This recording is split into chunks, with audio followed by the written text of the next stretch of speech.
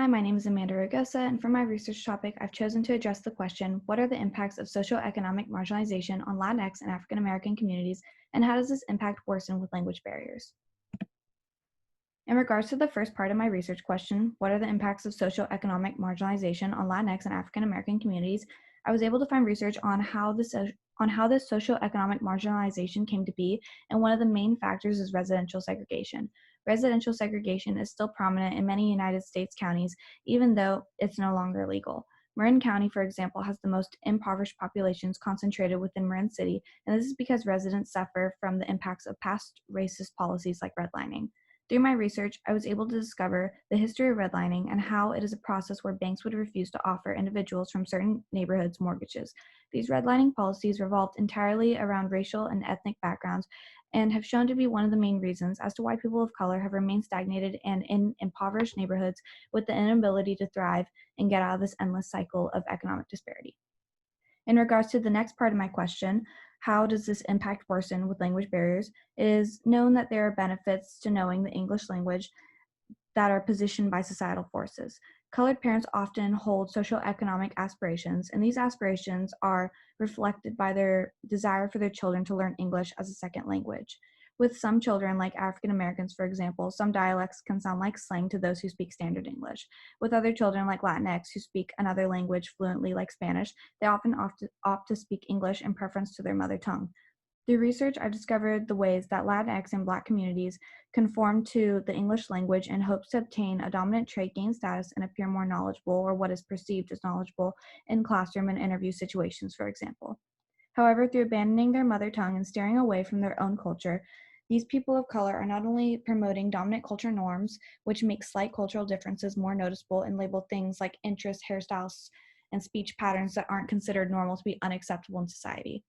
Rather than forcing them to conform to the dominant language, standard English, we as a society need to be more accepting of other cultures, and the education system needs to provide these individuals with more support that they need to thrive. One experience from the community that relates to my research topic was when I was tutoring a young Latina student from Bridge the Gap College Prep through Zoom. While I was on the Zoom call with the young third grade girl, there was a moment when she needed to speak with her sister. She immediately turned off her camera and muted her mic for about 5 to 10 minutes. And when she came back, she told me that her sister asked her to mute her mic and camera because she was embarrassed that she didn't speak any English. This interaction ties very heavily to the language barriers and the urge that people of color have to assimilate when in the presence of an individual who is considered to be more dominant or part of a more white culture. While assimilation can be utilized in order to break the barriers between the majority and minority, the people who are assimilating do not usually accept their own differences from the majority, and instead they conform to what is established. Rather than assimilating to understand one another, minorities often assimilate to conform to the status quo, leading to a greater divide between dominants and subordinates. And this gets rid of not only the minority, but it eliminates the minority's culture, language, and heritage. There's this division where her older sister, who's in her mid-20s, didn't want to speak Spanish in front of me because she may have been afraid of being judged for her own culture.